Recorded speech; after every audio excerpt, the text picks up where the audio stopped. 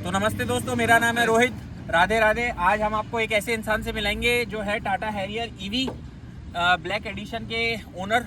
इनका नाम है रोहन जी। इनका खुद का भी एक यूट्यूब चैनल है, रोहन मीना व्लॉग्स के नाम से, तो आप इनको भी ज़रूर चेकआउट कर सकते हैं। तो आज हम इनसे एक्सपीरियंस शेयर करेंगे अपना, और ये अपना एक्सपीरियंस मेरे साथ शेयर करेंगे।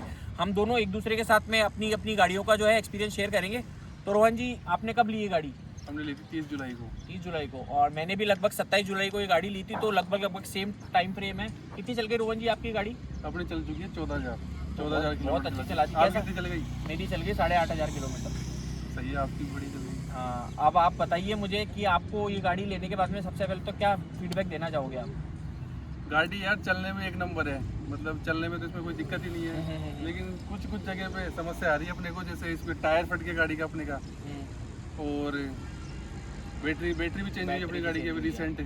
तो दोस्तों, अभी हाल ही में मैं इनसे मिला हूँ और मुझे पता चला कि अभी गाड़ी को लिए 3 महीने हुए हैं और इनका जो एक टायर है गाड़ी का वो पूरी तरीके से फट गया है, और जो बैटरी है इसकी, जो छोटी वाली बैटरी आती है, वो भी इनका काम करना बंद कर दी थी। तो भैया की गाड़ी जो है बीच रास्ते पे बिल्कुल फ्रीज हो गई थी।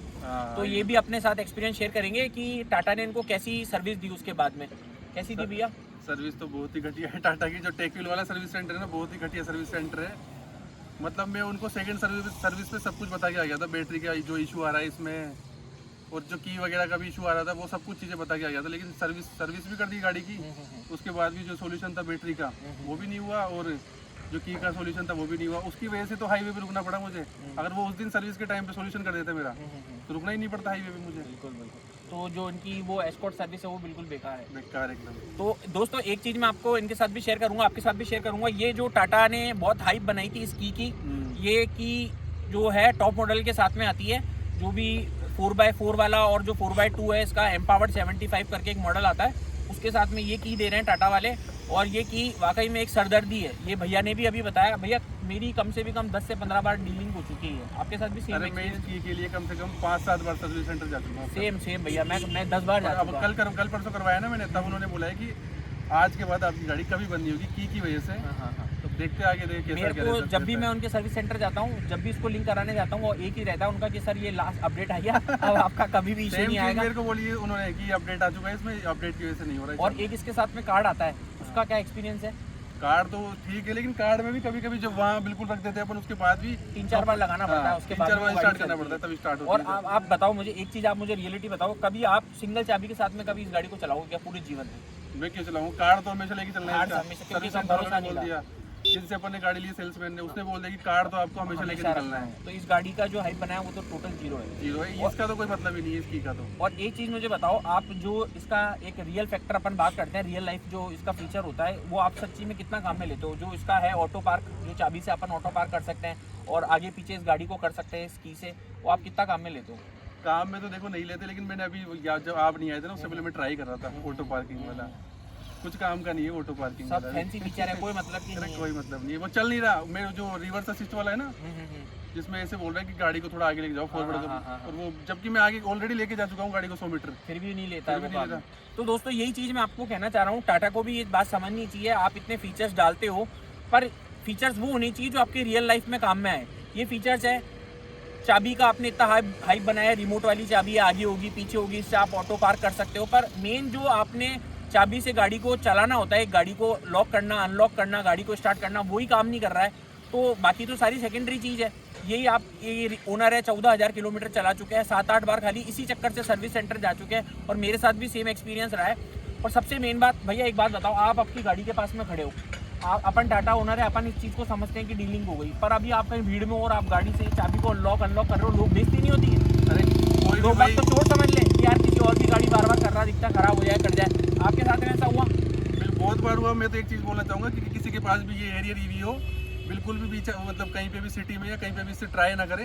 अगर ट्राई करोगे तो आपकी इंसल्ट होनी है 100% है। मेरे साथ इतनी बार हुआ है, मेरे दोस्त बोलते हैं ओढ़ ले वैसा भी ऐसा खिलौना लिया तूने, क्या मतलब, इससे अच्छा तो कोई मारुति की बलिनो ले ले। वही थी मेरे पास में, वो इतनी शानदार गाड़ी, चलाओ उठाओ कोई दिक्कत नहीं। चलो, ये तो हो गए कौन हो गए कुछ तो।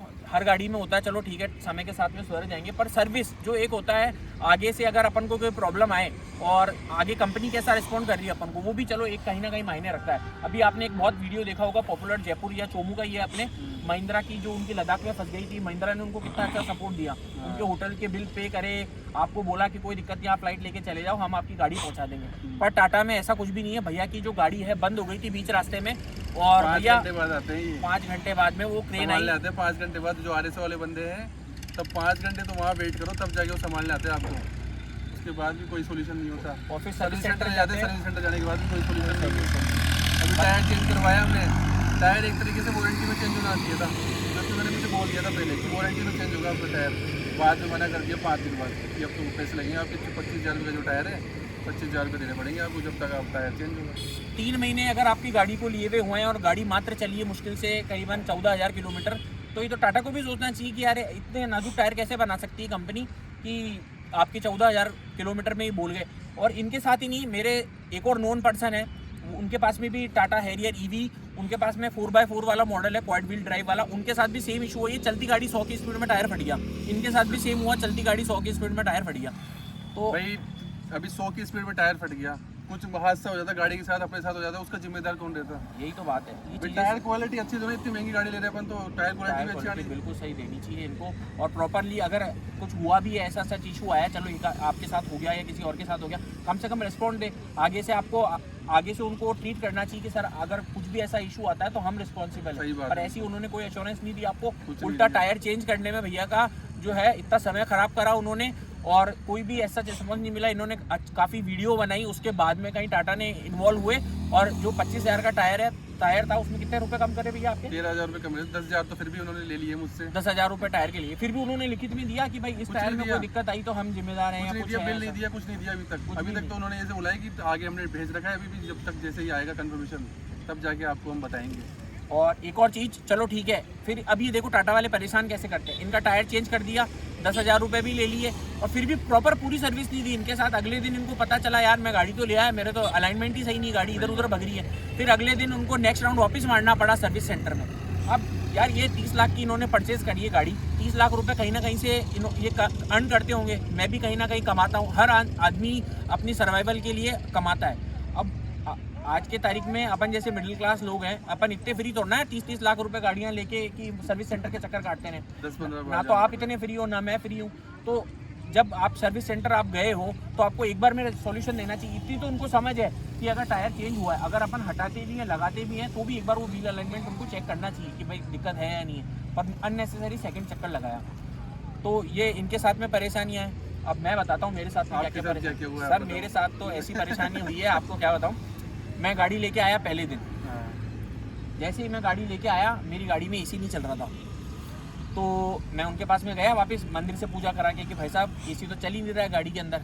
तो उन्होंने बोला कि आप एक काम करिए, नेक्स्ट डे आ जाना सर्विस सेंटर, आज संडे है तो मंडे को आपका इशू रिजॉल्व करा देंगे। मैं गया, हम दोनों ही गए थे, मेरे साथ में एक और है मेरे दोस्त मित्र, तो हम गए। तो उन्होंने 4-5 घंटे पहले तो सॉफ्टवेयर उन्होंने ग्लिच समझा, फिर बाद में काफ़ी देर मशक्क़त करने के बाद में उनको लगा कि शायद गैस कम है इसकी, तो गैस भर के उन्होंने मुझे वापस दे दी गाड़ी। हम भी आ गए, हो सकता है आपने सोचा हो सकता है कि यार चलो गैस का इशू हो। फिर 15-20 दिन बाद वही सेम इशू, गाड़ी में AC काम करना वापस बंद कर दिया। फिर मैं वापस गया सर्विस सेंटर, वापस उन्होंने गैस भर के दे दी। फिर चलो ठीक है, वो उन्होंने फिर क्या कारण बताया कि यार भैया इसमें जो बड़ी गाड़ी है तो 1100 ग्राम गैस आती है, और उन्होंने शायद 800 ग्राम ही भरी होगी, तो हमने रिकॉर्ड पे रख ली 1100 ग्राम, और अब आपको कोई इशू नहीं आएगा। एक दिन उन्होंने गाड़ी पूरी लगा के भी देखी मीटर पे कि कहीं इस पर फॉल्ट तो नहीं है, ऐसा उन्होंने कहा मुझे, पर मुझे नहीं लगता उन्होंने एक दिन पूरे लगा के रखी होती। फिर मैं नेक्स्ट टाइम वापस गया, मैंने कहा यार 1 महीने बाद फिर वही दिक्कत, अभी दिवाली के आसपास, तो फिर उन्होंने एक दिन पूरे दिन लगा के देखी। तब मैंने उनको साफ साफ कह के आया था भैया या तो मुझे नई गाड़ी दो या आप इसका इशू रिजॉल्व करो। तब वो थोड़ा सीरियस हुए इस चीज़ को लेके। फिर इन्होंने पूरा लगा के देखा, फिर इनको दिखा कि भाई कहीं ना कहीं लीकेज तो है इसके अंदर। फिर इन्होंने मेरे वॉल चेंज कर दिए अभी तो। फिर उसके बाद में एक दिन और रखा इन्होंने पूरा क्या कहते हैं लगा के प्रेशर, तो उनको कहीं अभी तक नहीं दिखा, तो उन्होंने कहा भैया अभी ले जाओ आप, अगर ऐसा कुछ इशू आता है तो बाद में रेक्टिफाई करेंगे। तो यही है, मतलब बार बार चक्कर कटवाते हैं। एक मेरा इशू है इसमें टेल गेट में, जो इसमें ऑटोमेटिक टेल गेट आता है, वो आपने देखा होगा जैसे आप बंद करते हो तो एक बार में बंद हो जाता है, मेरे वो एक बार में बंद नहीं होता है। अब यहाँ पे भी देखो इन्होंने क्या गेम खेला मेरे साथ में। मैं उन्होंने गया, उन्होंने को प्रॉब्लम बताई, तो उन्होंने कुछ भी चेक नहीं करा।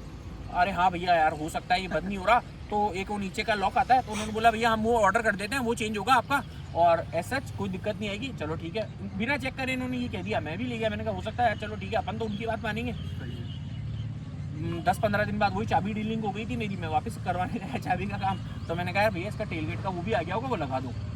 फिर भाई साहब है ना मुझे बोल रहे हैं कि उस समय तो पार्ट भी नहीं ऑर्डर करा उन्होंने, फिर मुझे क्या बोलते हैं कि भैया ये तो सेट हो जाएगा, अभी हम सेट करके लगा देते हैं। उन्होंने सारी करी, मैंने कहा करो करो, तुम्हारी इच्छा हो जो करो। फिर सेट वेट करके देखा, वो वापस काम नहीं कर रहा था। फिर उनको पता चला कि शॉकर में दिक्कत है, इसका एक शॉकर आता है, वो जो टेल गेट का शॉकर आता है जिससे ऑटोमेटिक बंद होती है, वो फिर क्या कहते हैं, उन्होंने देखा और दूसरी गाड़ी का पहले मुझे बोला कि मैं पीडीआई से दूसरी गाड़ी का लगा के निकाल के लगा देता हूँ आपके। इन्होंने सब खोल लिया कर लिया, मेरे 4 टाइम खराब करे जा रहे हैं मेरा। बोले आप बैठो बैठो, मैंने कहा मैं घर चल जाता हूँ, आप मुझे फ्री कर दो, आप दे जाना मुझे गाड़ी। नहीं नहीं सर अभी हम आपका कर देना है। मेरी पूरी गाड़ी खोल दी उन्होंने, पूरा शॉकर वॉकर सब निकाल दिया, टेल गेट वगैरह सब निकाल दी। फिर वो गए ऊपर। यार जब आपको पीडीआई वाली गाड़ी में से निकाल के लगाना है तो पहले गाड़ी का निकालोगे ना आप, पीडीआई वाली वहाँ जाके देखते हैं तो क्या होता है, भैया यार गाड़ी नहीं अवेलेबल, सुबह निकल गई डिलीवरी के लिए, फिर हम आपका नया पार्ट ऑर्डर कर देंगे। मैंने कहा चलो ठीक है, अब क्या कर सकते हैं। फिर वही पूरा दिन खराब करा, मतलब जो चीज़ इनको पहले फिर ऑर्डर करा उन्होंने शॉकर, अब आ गया शॉकर, मुझे लगवाना है।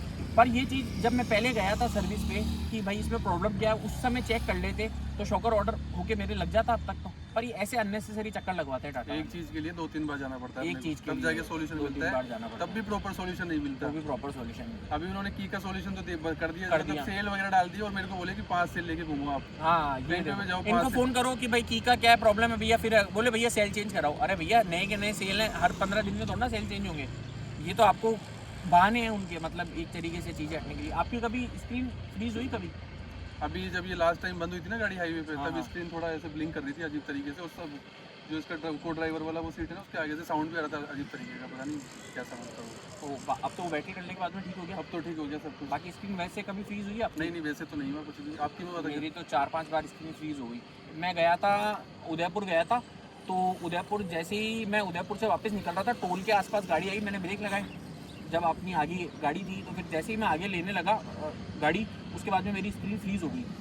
मैंने ब्रेक गियर डाला तो थोड़ा सा पीछे लेने के लिए, तो फिर जो उसका पीछे का अलार्मिंग साउंड होता है बैक लेते हैं जब, वो भाई साहब पूरा जयपुर तक बजा है, two two two two two two, मतलब ऐसा खतरनाक, वो मेरे को पूरे रास्ते जो टॉर्चर झेलना पड़ा ना, टू टू टू टू, और स्क्रीन कुछ काम नहीं कर रही। मैं भगवान से बस ये दुआ कर रहा था क्योंकि बस मुझे जयपुर पहुंचा दो, फिर तो कोई दिक्कत नहीं, क्योंकि रात का टाइम था। मेरे साथ तो 4-5 बार हो गया, और भी 3-4 बार स्क्रीन फ्रीज हुई, पर फिर अपडेट्स वगैरह के बाद अब ठीक है। अभी जब मैं लास्ट टाइम गया हूँ ना सर्विस सेंटर, तो सर्विस सेंटर वाले खुद ही ऐसे बोल रहे हैं कि टाटा ने इसमें फीचर्स इतने ऐड कर दिए कि गाड़ी उसको कंट्रोल नहीं कर पा रही। नॉलेज नहीं है इन सब चीज़ों की। और मतलब सर्विस सेंटर पर जा रहे हैं अपन, सर्विस सेंटर वाले खुद ही ये बोल रहे हैं कि भाई इसमें इतने फीचर्स डाल दिए कि गाड़ी कंट्रोल नहीं कर पा रही इस फीचर्स को। मतलब सर्विस सेंटर पे तो अपन हेल्प लेने जाते हैं और वो खुद ही ऐसे बोल रहे हैं अपने को। अभी वो भी थोड़े से कंफ्यूज हैं कि कैसे क्या किस फीचर्स को कैसे रिजॉल्व करें, कोई एरर्स आ जाती है तो कैसे रिजॉल्व करें, तो वो भी थोड़े से परेशान है। पर टाटा इसमें खुद इन्वॉल्व हो, वो कहीं ना कहीं कम से कम एक सिटी लेवल पे तो एक मैनेजर टाटा की तरफ से अपॉइंट हो कि भाई कोई ऐसा इशू आ जाए तो वो उस चीज़ को रेक्टिफाई करे। ऐसा कुछ उनकी तरफ से है नहीं सर्विस टाटा की तरफ से, तो टाटा को खुद इन्वॉल्व होना चाहिए कम से कम ऐसी प्रीमियम गाड़ियाँ जब बेच रहे हैं। अब यार एक बात बताओ, मैं अगर मेरे से कोई भाई पूछे कि भैया आप ये गाड़ी कैसी है, आप ले लूँ क्या, तो आप मन से बताओ, आप उसको बोलोगे क्या कि गाड़ी ले सकते हो? क्या ही बोलेंगे यार, मैं तो उसको बोल ही रहा था कि लेने के लिए मेरे दोस्त को, लेकिन अब खुद का मन नहीं कर रहा बोलूं दोबारा। यही बात है, मेरे साथ भी हुआ, मेरे से भी काफी सारे जने पहले पूछते थे, नहीं जब मैं नहीं तो अपन ने ली थी, जब मैं भी यही बोल रहा था कि हाँ बढ़िया गाड़ी है यार ये वो। पर जैसे जैसे 4-5 दिन हुए उसके बाद में तो मेरा, अब कोई पूछता है मैं तो बोलता हूँ भैया अगर जिंदगी में परेशानी चाहिए, आपको एंटरटेनमेंट चाहिए तो आप जरूर टाटा की गाड़ी ले सकते हो। आप ठाले हो, जो आपने भी एक लाइन बोली थी कि आपको टाइम पास करना है और ठाले हो, तो वैसा ये गाड़ी आपके लिए परफेक्ट है। आप उनके साथ में नए दोस्त बन जाएंगे आपके टाटा वाले। और कभी तो मुझे ऐसा लगने लग गया 3-4 बार मैं और चल गया तो मेरे को यूनिफॉर्म ही नहीं पहननी पड़ जाए, ब्लू कलर की जो टाटा की आती है कि मैं खुद ही गाड़ी संभाल रहा हूँ। अरे वहाँ सर्विस सेंटर में अभी लास्ट टाइम गए जो, वहीं मैं खुद ही लेके गाड़ी को खड़ा, वो मुझसे ऊपर लेके मैं ही ऊपर लेके जा रहा हूँ गाड़ी को, मैं ही नीचे ला रहा हूँ, सारा काम मैं ही करूँगा कि मैं बोल रहा हूँ मेरे को रख लो ना यहाँ पे तुम यार जॉब पर। ये तो बिल्कुल, मतलब मेरे को भी कभी कभी ऐसा लगने लग गया। मैं तो उनको बोलता हूँ भैया यार आसपास से कोई मकान दिला दो किराए पे, बात तो इतनी दूर से आना पड़ता है। अब चलो बात कर ली अपन ने खूब गाड़ी के नेगेटिव चीज़ों की, अब पॉजिटिव चीज़ों के बारे में बात करते हैं। आपको सबसे अच्छा फीचर क्या लगता है गाड़ी का? सबसे अच्छा फीचर तो इसका जो लेन असिस्ट वाला है ना, जो एक लेन में चलती है गाड़ी बिल्कुल स्टीयरिंग वगैरह छोड़ने के बाद, वो सबसे बेस्ट लगता है मुझे। तो आपको उसमें कॉन्फिडेंस आता है, आप आराम से ऐसा हो सकता है रिलैक्स। कॉन्फिडेंस तो मतलब जैसे है कि 80-90 की स्पीड है अपनी तब कर सकते हैं, ज़्यादा 120 समथिंग तो नहीं कर सकते, उसको बिल्कुल भी ट्राई है। तो वो आपको ऐसा लगता है कि बहुत अच्छा फीचर है? वो सही लगता है मुझे। नहीं दोस्तों, वो काफ़ी अच्छा है। भैया बोल रहे 80-90, मैंने 120 पे भी जब मैं उज्जैन गया था और उदयपुर गया था, 120 पे भी जो शार्प टर्न भी आते हैं ना उस पर, तो काफ़ी अच्छा परफॉर्म करता है। लेन असिस्ट इसका काफ़ी अच्छा है, ये तो वाकई में अच्छी चीज़ है। और इसके अलावा और इसका 360 एक कैमरा है, वो कैसा लगता है आपको? 360 भी अच्छा लगता है, लेकिन इतना यूज़ नहीं होता मेरे लिए तो, क्योंकि मैं तो हाईवे पे चलते रहता हूँ, हाईवे पे 360 का यूज़ ही नहीं है। बाकी मेरे को जो ज़्यादा सिटी में घूम रहे अपन तो हाँ, 360 का मैं मेरा जैसे सिटी में बहुत अच्छा रनिंग रहती है, तो मेरे लिए तो one of the best feature है इसका 360। जो एक्यूरेसी आती है इसकी वो बहुत ही शानदार है। जो सिटी में आप जो इसका ए पिलर भी कहीं ना कहीं जब अपन गाड़ी को टर्न लेते हैं तो ए पिलर कहीं ना कहीं डिस्टर्ब करता है इसका, अपन को पूरी विजिबिलिटी नहीं आती है, पर जो 360 है वो कहीं ना कहीं इसकी भरपाई कर देता है। और क्या क्या फीचर हैं जो इसका जो ड्राइविंग एक्सपीरियंस है वो कैसा है आपका? ड्राइविंग एक्सपीरियंस तो बढ़िया है एकदम, गाड़ी एकदम बढ़िया है, सब चीज़ें बढ़िया है, बस वही सर्विस वाली बात है। इश्यूज हैं वो अगर सॉल्व हो जाए तो फिर गाड़ी बहुत प्यारी है। हाँ। अब एक चीज़ और है जो आजकल मतलब काफ़ी चल रही है, काफ़ी सारे जने पूछते भी हैं इस चीज़ को कि आपने यही गाड़ी क्यों ली? महिंद्रा XCV9 इसकी कंपैरिजन में गाड़ी आ रही है एक, और एक BE6 आ रही है, वो आपने क्यों कंसिडर नहीं करी? XCV9 इसलिए नहीं ली क्योंकि उसका लुक थोड़ा अच्छा नहीं है, इस वजह से नहीं ली। और इसका थोड़ा लुक SUV टाइप में आ जाता है पूरा प्रॉपर, इस वजह से। और ये पहले भी गाड़ी मुझे पसंद थी, जब ये गाड़ी स्टार्टिंग में आई थी ना तभी पसंद थी, इस वजह से अपन ने ये गाड़ी अब ले ली। मेरे साथ भी सेम है, मेरे को भी जो है इसका जो लुक है काफ़ी बोल्ड और अपीलिंग है, और मुझे भी काफ़ी टाइम से हैरियर काफ़ी मन था लेने का, पर फाइनली जब EV में आई मेरा भी मन तभी पूरा हुआ। और मैंने भी XCV इसीलिए नहीं ली क्योंकि वो एक तरीके से कहीं ना कहीं कूपे है वो, और एक लिमिटेड टाइम के लिए उसकी डिज़ाइन आपको अच्छी लगेगी, कहीं ना कहीं बाद में अब अपन जैसे काफ़ी सारी XCV9 नहीं देखते, अब वो उतना अट्रैक्ट नहीं करती। वो ना शुरुआत तो में सेडान नहीं, लगती है ना SUV लगती है, अब ये प्रॉपर SUV लगती है अपने को, चाहे 5 सीटर हो लेकिन SUV प्रॉपर लग रही है। और जो इसकी रोड प्रेजेंस है वो भी काफ़ी अच्छी है। और एक इसमें जो इसके शॉकर जैसे कैसे लगे आपको गाड़ी के शॉकर्स? शॉकर्स तो बढ़िया है इसके, बिल्कुल शानदार। आपको धचके वगैरह महसूस तो नहीं होते ज़्यादा? नहीं टच का मतलब ये कंफर्ट तो बढ़िया है गाड़ी में, एक नंबर है कंफर्ट तो। आपने तो क्या काफ़ी सारी, कहाँ लॉन्ग ट्रिप कितने की मारी है आपने? लॉन्ग ट्रिप तो मैं वहाँ गया था अहमदाबाद, 700 किलोमीटर चलाया था, वही है। बिल्कुल कोई दिक्कत नहीं है आपको? बिल्कुल भी दिक्कत नहीं है, एक बार चार्ज करना पड़ता बीच में और सीधी अहमदाबाद। और रेंज आपके हिसाब से सबसे मेन फैक्टर आता है जो इस गाड़ी में रेंज है, वो आप क्या बताना चाहोगे? रेंज मतलब रियल रेंज क्या मिल रही है गाड़ी की? रियल रेंज इसकी रहेगी विद AC के साथ और 100 की स्पीड रहेगी अपनी, तो मेरे हिसाब से रहेगी इसकी 450 और 500 के बीच में। बिल्कुल मेरी भी लगभग यही रेंज आ रही है। शुरुआत में तो थोड़ी 400 के आसपास मुझे रेंज मिल रही थी, पर अब हो सकता है थोड़ी हैबिट्स भी चेंज हो गई हो हमारी चलाने की, और गाड़ी ने भी परफॉर्मेंस कुछ कहीं ना कहीं इंप्रूव हो ही जाती है एक समय के बाद में। तो अब ये मुझे भी लगभग 450 किलोमीटर 100 की स्पीड पे अगर आप चलाते हो गाड़ी AC के साथ में, तो 100-450 तो आराम से निकाल देती है। विदाउट AC अब सर्दियों में चलाएंगे तो 500 आराम से, 500 आराम हाईवे के ऊपर। हाँ। और जो वेट भी काफ़ी अच्छा है गाड़ी का, तो हो सकता है थोड़ा बहुत जैसे 500 के आसपास इसलिए नहीं मिल पा रही क्योंकि गाड़ी अपने आप में भी काफ़ी वजनदार है, काफ़ी भारी गाड़ी है, तो शायद हो सकता है 500 नहीं चल रही। कुछ लोगों से मैंने सुना है कि 550 चल रही है उनकी गाड़ी। नहीं पॉसिबल ही नहीं है भाई साहब। कोई मेरे को बोल दे 60 की स्पीड पे भी 550 चल दे तो मैं गाड़ी दे दूंगा उसको। 550 बहुत रेयर है, मतलब बहुत डाउन हिल पे ही चल रहा होगा वो, तो शायद आ जाए तो आ जाए, बाकी बहुत रेयर है 550 आना। तो मैंने बहुत संभल के भी चलाया इसको। अभी तक अपन ने विदाउट AC ट्राई नहीं किया ना। हाँ, विदाउट AC बिल्कुल एकदम AC बिल्कुल बंद यार ही हो। मैं एक चीज़ आपके साथ शेयर करना चाहूँगा, मैंने करा बिना AC के भी ट्राई करा, तो पर मुझे रेंज कम मिली उल्टी। कितनी? जब तो मुझे जैसे पर किलोमीटर, जैसे पर परसेंट अगर अपन बात करें तो वैसे करीबन 4.5-5 किलोमीटर चल जाती है। अगर मैं AC को बंद कर देता हूँ ना तो 3.5-4 किलोमीटर पे आ जाती है वही चीज़। स्पीड क्या रहती है गाड़ी की? वही 80-100। मैं ज़्यादा तेज़ चलाता ही नहीं हूँ, मैं 100 से ऊपर बहुत रेयर, कभी थोड़ी बहुत थ्रिल के लिए चला ली थोड़ी सी देर, कोई 30-40 सेकंड, बाकी मैं 100 के ऊपर कभी स्पीड लेके नहीं जाता हूँ। 100 पे चलाना हाँ चाहिए गाड़ी। फालतू में अपन क्यों अपने आप को खतरे में क्यों लेना है डालना है। और एक चीज़ मुझे और बताइए आप कि इसका जो सबसे अच्छा एक और फीचर है, शायद आपने इग्नोर करा, इसका म्यूजिक कैसा लगता है आपको? म्यूजिक तो एक नंबर है, वो तो यार उसकी ऐसा- तो बात ही अलग है। मतलब जो इसका साउंड है भाई साहब, आप अगर 10 घंटे की ड्राइविंग करो और इसका साउंड ऑन रखो तो आपका उतरने का मन नहीं करेगा यार कि साउंड कैसे छोड़ दूं मैं। सही है, बहुत ही चुपता शानदार नहीं है, मतलब कई गाड़ी में चुपता है वो, हाँ हेडेक करने लगता है, लेकिन इसमें बिल्कुल भी नहीं करता ऐसा कुछ भी। बिल्कुल भी नहीं करता। आपके साथ में फैमिली भी कभी ड्राइव पे गई है? अभी तक तो नहीं किया। सारे फ्रेंड्स के साथ ही घूम रहे हो आप अकेले? तो पीछे कोई फ्रेंड्स वगैरह बैठे हाँ, तो उनका कैसा है, पीछे की सीट का कंफर्ट कैसा लगता है उनको? पीछे के सीट का कंफर्ट तो उनको ज़्यादा अच्छा नहीं लगा। कई लोगों ने मुझे बोला कि अच्छा नहीं, मतलब वो जो भी मेरे साथ गए ट्रिप पर, आगे वाली जो सीट है ना दोनों, वो तो काफ़ी अच्छी है। वेंटिलेटेड है पूरा, आप इसको पीछे वाली थोड़ी खड़ी सीट है ना। खड़ी सीट है। पर जैसा मैं तो फ्रेंड्स के साथ में इतना ट्रैवल नहीं करा, अभी मुझे टाइम नहीं मिला, मैंने फैमिली के साथ करा, फैमिली के हिसाब से, जैसे मेरी वाइफ है, 2 बच्चे हैं, उनको उनके हिसाब से कंफर्ट लगता है। एक तो बलिनो से डायरेक्ट अपग्रेड इसमें हुआ है, उससे पहले हमारे पास में कोई प्रीमियम गाड़ी ऐसा थी नहीं, तो बलिनो से प्रीमियम गाड़ी में तो अपने आप के अंदर ये अपग्रेड हो गया, तो कहीं ना कहीं वो है। एक उनको अच्छा फीचर ये लगता है जो इसकी सीट है काफ़ी चौड़ी है। वो रिक्लाइन इतना अच्छा नहीं है, उसका खड़ी सीट है, पर उनको तो क्या चाहिए, सीट चौड़ी चाहिए, जैसे कभी बच्चों को लेटा ले कर ले। तो मेरी फैमिली के हिसाब से तो अच्छा लगा। हाँ सही है। पीछे बाकी फ्रेंड्स के साथ मैं अभी तक बैठा नहीं हूँ, और जब होगा जब मैं आपको ज़रूर बताऊँगा। और क्या फीचर्स है बात करने के लिए इसमें? सनरूफ वगैरह आप काम में लेते हो? नहीं, बिल्कुल सनरूफ कोई काम ही नहीं आता। वो भी फैंसी फीचर है, बच्चों के लिए काम आता है, कभी बच्चे बाहर निकल गए सनरूफ से। और एक इसमें हाइप है, इसकी जो स्क्रीन है सैमसंग की QLED आती है 14.5 इंचेस की, उसका कैसा रिस्पॉन्स है? स्क्रीन काफ़ी अच्छी है, बड़ी पर स्क्रीन है। रियल टाइम जैसे रियल यूज़ इसका कैसा आता है? जैसे कि आप जब ड्राइविंग कर रहे हो, जब तो आप कोई वीडियो वगैरह देखते नहीं हो, देख ही नहीं सकते अपन, हाँ। और जब आप कभी चार्ज कर रहे हो तब आपने यूज़ करा उसको? रियल में यूज़ आती है क्या इतनी बड़ी जब भी स्क्रीन? गाड़ी चार्ज लगाई ना तब भी गाड़ी बाहर, हमेशा गाड़ी लॉक करके बाहर रहा हूँ मैं तो। हाँ, ये मेरे साथ भी है दोस्तों। तो ये जैसा एक फीचर है इसका जो इन्होंने काफ़ी हाइप करा था कि इसमें सैमसंग की 14.5 इंचेस की स्क्रीन आती है, पर इसमें रियल लाइफ यूज़ कहाँ है? आप चलती गाड़ी में तो जो है वीडियो वगैरह देख नहीं सकते हो, तो ऐसा कुछ है नहीं। अगर छोटी स्क्रीन भी हो, जैसे इसके लोअर मॉडल आते हैं उसमें छोटी स्क्रीन आती है, तो वो भी काफ़ी अच्छी है, क्योंकि उसका ऐसा कुछ काम नहीं आएगी आपके जब आप खाली गाड़ी चार्ज करोगे, जब आप अंदर बैठ के देखना चाहोगे। पर कौन बैठता है? अगर आप 3-4 घंटे ट्रैवल करे हो, उसके बाद में आप गाड़ी चार्ज लगाओगे, तो आप भी यार खुली हवा में जाओगे, अपना खाना पीना करोगे, चाय पानी पियोगे, तब तो ना आप गाड़ी को अंदर बैठ के वीडियो देखना चाहोगे। तो वो भी एक तरीके से खाली फैंसी फीचर है। इसमें भी काफ़ी सारे फैंसी फीचर ज़्यादा हैं, बाकायदा कि रियल जो फीचर्स आते हैं रियल लाइफ यूज़ में, वो आने वाले कम है।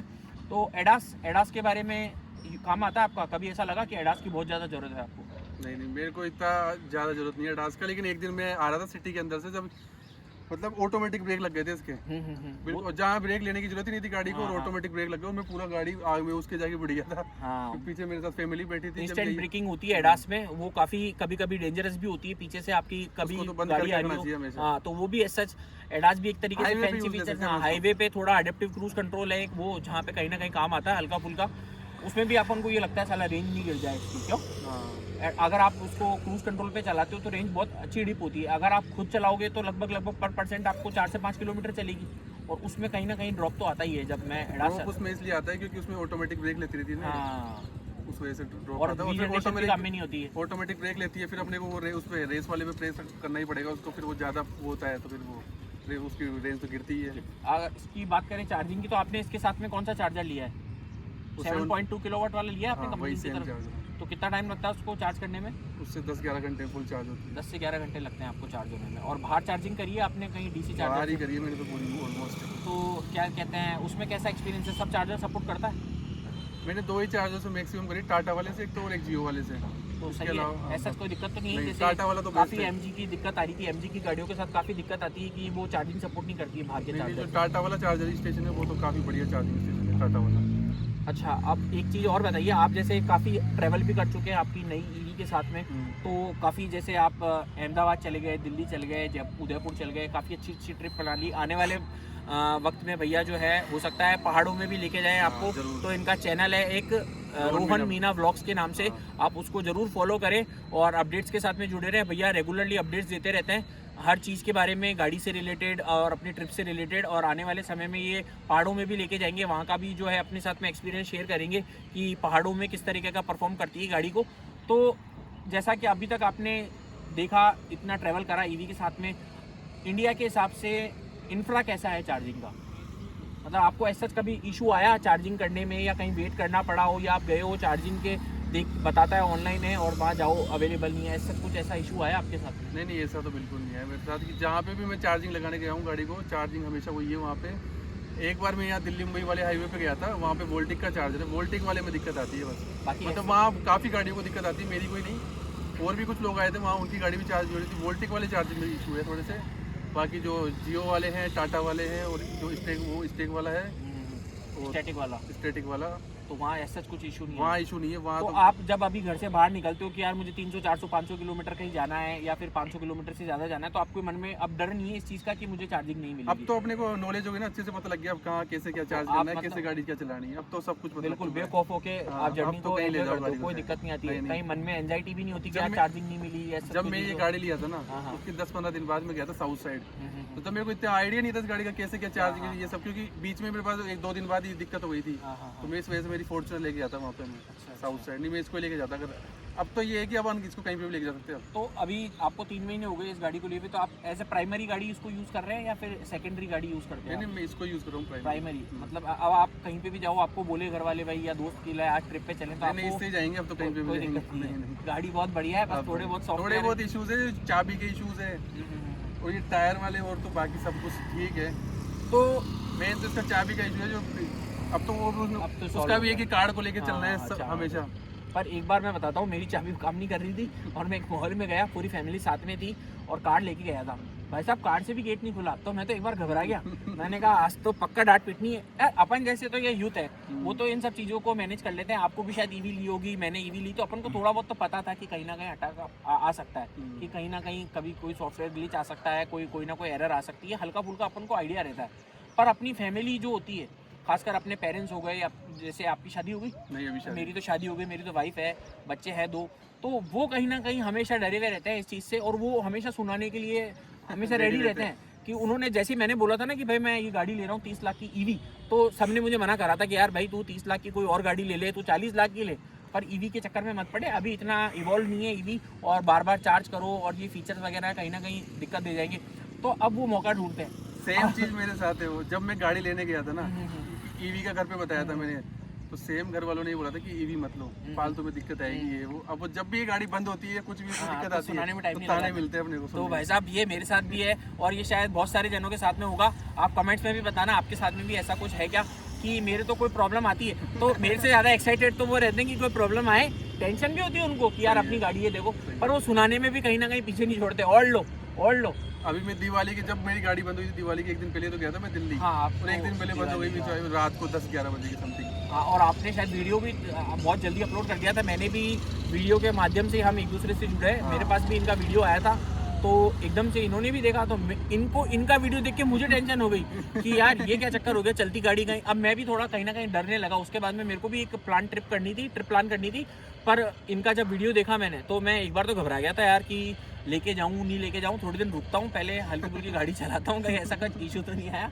कि सॉफ्टवेयर अपडेट आया था, मेरे को लगा शायद सॉफ्टवेयर अपडेट की वजह से परेशानी है, पर फिर बाद में इन्होंने वीडियो में बताया कि इनकी तो शायद जो छोटी वाली बैटरी आती है वो ख़राब हो गई थी, इस वजह से इशू है। और एक टायर फटने का जो है वो तो भाई साहब बहुत सीरियस कंसर्न है। ये मेरे को यही देखना है कि कभी कब बाकी 3 टायर फटेंगे मेरे। हाँ, तो वो कहीं ना कहीं एक बहुत सीरियस कंसर्न है, तो टाटा को भी इस चीज़ को रेक्टिफाई करना चाहिए। अगर ऐसा कोई सीरियस प्रॉब्लम है जो जैसे एक इनके साथ है, मेरे साथ में तो 2 ही नॉन बंदे हैं, तो एक के तो नहीं आई अभी तक दिक्कत, और एक है उनके साथ भी सेम जो आपके साथ हुआ ना 100 की स्पीड में टायर फटा, वो उनका भी फटा, और उनको भी वही जो आप वाली कंपनी है, कौन सी है, टेकव्हील, उनसे गाड़ी ली थी और उन्होंने भी उनको पूरा पे कराना पड़ा और फिर टायर चेंज हुआ उनका। उन्होंने कितना पे किया था?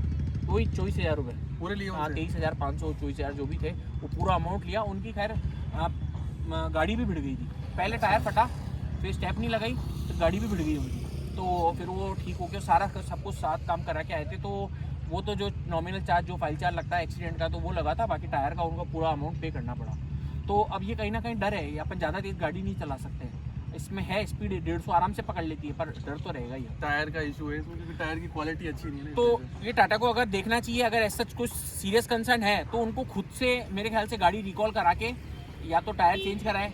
भाई अगर छोटा मोटा अमाउंट भी लेना चाहे कस्टमर से तो कस्टमर दे देगा, कम से कम उसकी जान तो बची रहेगी। अगर ऐसा कुछ इशू है और टाटा इस बात को सुन रहा है, और अगर ऐसा सीरियस कंसर्न है तो टाटा को गाड़ी रिकॉल करानी चाहिए। और अगर कस्टमर से थोड़ा बहुत पेमेंट भी ले तो मेरे को शायद वैसे तो नहीं लेना चाहिए, पर कम से कम अपन यार 20-50 हज़ार रुपये दे के छूटे, पर कम से कम जान तो सेफ रहनी चाहिए। ये सॉफ्टवेयर ग्लिच वगैरह तो फिर भी ठीक है, चलो समय के साथ होती जाती रहती चीज़ें, पर ये चीज़ें नेग्लिजेंस में नहीं लाई जा सकती कि टायर फट रहा चलती गाड़ी में, और ये एक सीरियस कंसर्न है। ये महिंद्रा के साथ में भी था, महिंद्रा की काफ़ी गाड़ियों में भी, ईवी गाड़ियों में जो है टायर फटे हैं, और ये इसका कारण जो मैं बताता हूँ, जहाँ तक मैं समझ रहा हूँ, जो ईवी गाड़ी की रेंज बढ़ाने के लिए काफ़ी सॉफ्ट टायर देते हैं, ताकि जो है गाड़ी का फ्रिक्शन कम लगे और रेंज अच्छी मिले। तो ये चीज़ें नहीं होनी चाहिए, भले 20-50 किलोमीटर रेंज कम मिले, पर आदमी की जो जान है वो कहीं ना कहीं बहुत ज़्यादा इंपॉर्टेंट रखती है। रेंज कोई बात नहीं यार, आप एक बार और चार्ज कर लेना, पर रेंज से बड़ी चीज़ है इंसान की जान, तो उस पर ज़रूर काम करना चाहिए टाटा को। क्यों? सही बात है, बिल्कुल। और कुछ बताना चाहोगे आप गाड़ी के? कुछ बात छूट गई हो जो आप शेयर करना चाहते हो? और तो कोई बात नहीं छूटी, अपनी गाड़ी तो एक नंबर है, बस गाड़ी के कुछ फीचर्स है ना वही थोड़े से, बस वही। अब आपको ये जो गाड़ी के बारे में, जो गाड़ी का लुक है वो भी बताता है। जो भैया ने है मैट ब्लैक कलर में गाड़ी ली है, ये देखिए कितनी शानदार लग रही है मैट ब्लैक में।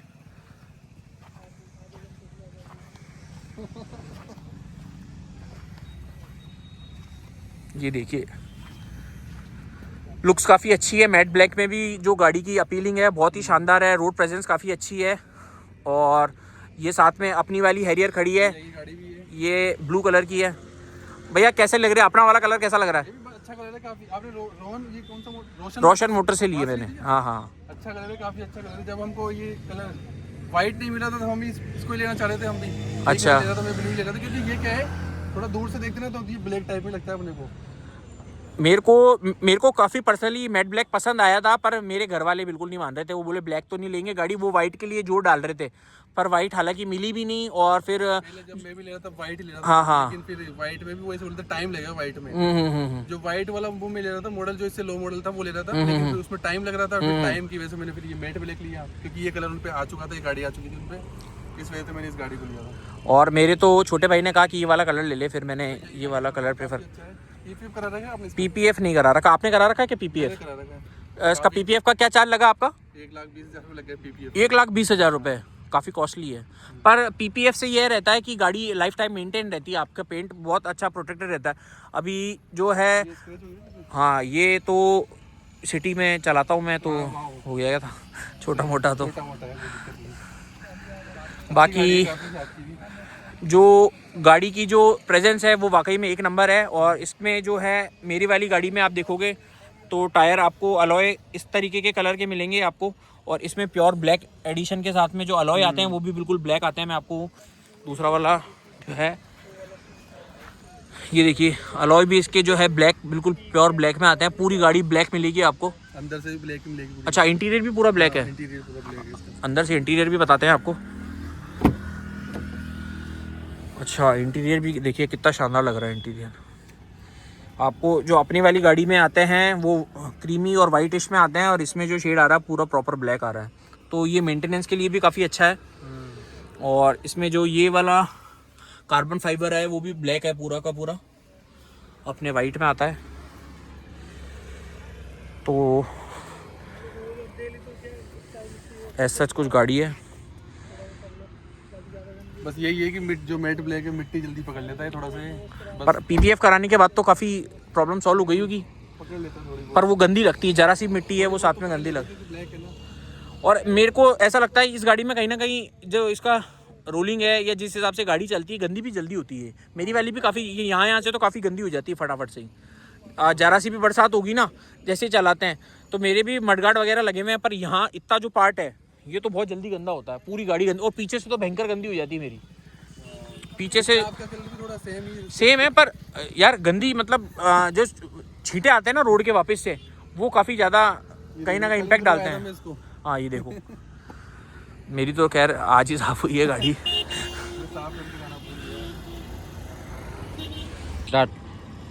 तो दोस्तों ये था experience Tata Harrier EV stealth black edition owner का।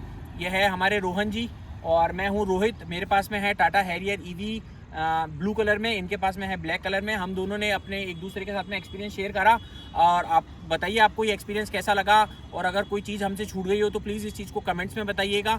और भी अगर आप ऐसी वीडियो देखना चाहते हैं तो भैया का चैनल है रोहन मीना ब्लॉग्स, उनको ज़रूर सब्सक्राइब करें और मेरे चैनल को भी सब्सक्राइब करें। हम दोनों एक दूसरे के आगे भी वीडियो बनाते रहेंगे। ऐसा अगर कुछ ऐसा कंसर्न आता है तो हम शेयर करेंगे आपके साथ में, और ये भी अपना जो भी एक्सपीरियंस है वो आपके साथ में शेयर करेंगे। मैं भी अपना एक्सपीरियंस शेयर करूंगा, जैसे जैसे हमारे को इसकी प्रॉब्लम्स या फिर जो भी प्रोज एंड कॉन्स है वो ज़रूर शेयर करेंगे। तो प्लीज़ आप इस चैनल को सब्सक्राइब करें, और ये वीडियो कैसा लगा ज़रूर कमेंट्स में बताएं, लाइक करें, शेयर करें, और देख लीजिए अब आपको टाटा हैरियर ईवी लेनी है या नहीं लेनी है। हमने जो भी इसके प्रोज एंड कॉन्स है आपको रियल लाइफ के जो है वो बता दिए। अब आपके ऊपर है, जरूर आप अपने हिसाब से देखिए। गाड़ी नो डाउट बहुत अच्छी है, छोटे मोटे इश्यूज है, छोटे मोटे सर्विस कंसर्न है, अगर वो रेक्टिफाई हो जाए तो कहीं ना कहीं गाड़ी बहुत अच्छी है। बहुत अच्छी। श्योर रोहन जी? सही बात है। बिल्कुल।